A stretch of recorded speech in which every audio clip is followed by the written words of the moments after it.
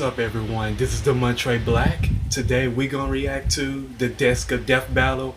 Donald Duck has PTSD. Let's watch.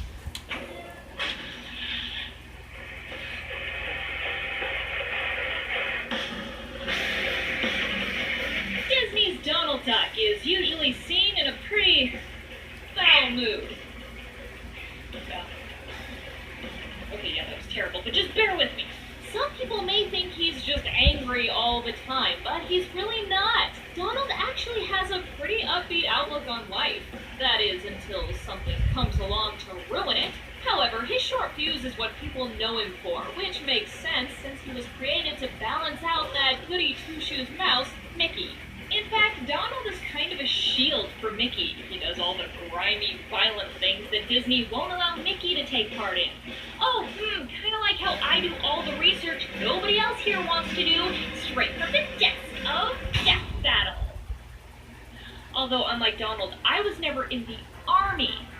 That's right, folks. Donald Fauntleroy Duck, what a middle name, right? Joined the military, which probably gave him a whole host of issues. At the beginning of World War II, with the government investing heavily into propaganda, of course they asked resident magic maker Walt Disney to join the party. But honestly, there's gotta be a better way to inspire the youths of America to join the service, because some of this stuff is seriously freaky. The 6-episode series starts heartwarmingly enough. Donald decides to join the army in hopes of becoming a pilot. Which, okay, first off, the army? Really? Why is he not joining the Navy? I mean, he already wears a sailor outfit. I guess the government thought an amphibious bird in an amphibious car wouldn't be as entertaining as a bird trying to be a pilot.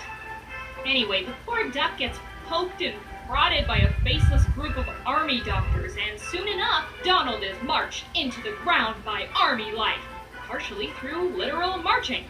Because this is supposed to be a teaching moment for the kids, Donald decides to blow off some steam by going AWOL!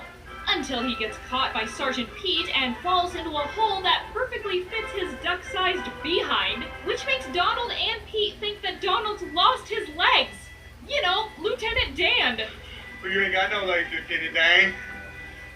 What happens next is where things get real dark. Donald is so distraught that he takes Pete's pistol and threatens to kill himself. My God, look at his face! Kids saw this. And how does Pete respond? He tells him to do it over there, behind the bushes. In what scenario is a superior officer endorsing this? I think we took a wrong turn somewhere and went from Disney to Tarantino. I'm sorry, wasn't this supposed to be pro-army propaganda? Oh, to be a fly on the wall of that storyboarding session.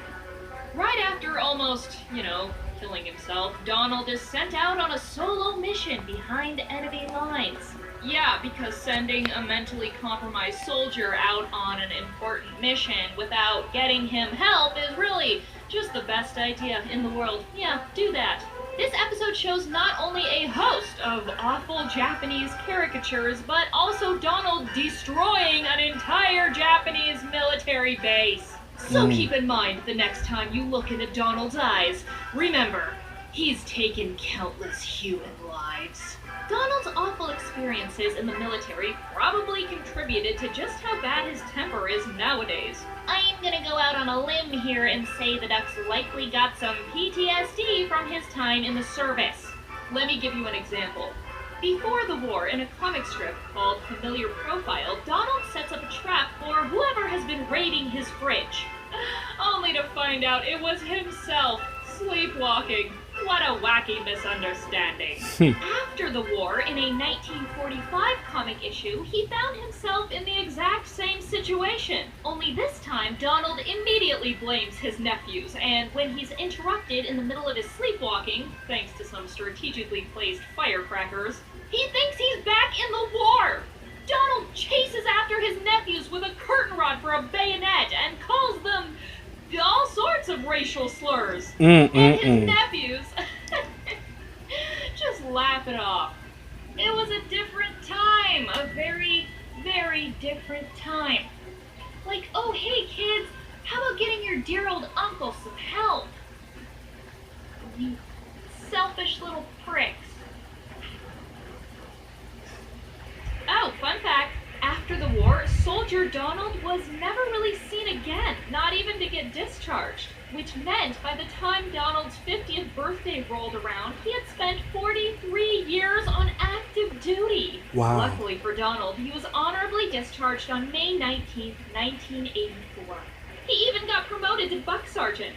We thank you for your service, Buck Sergeant Duck.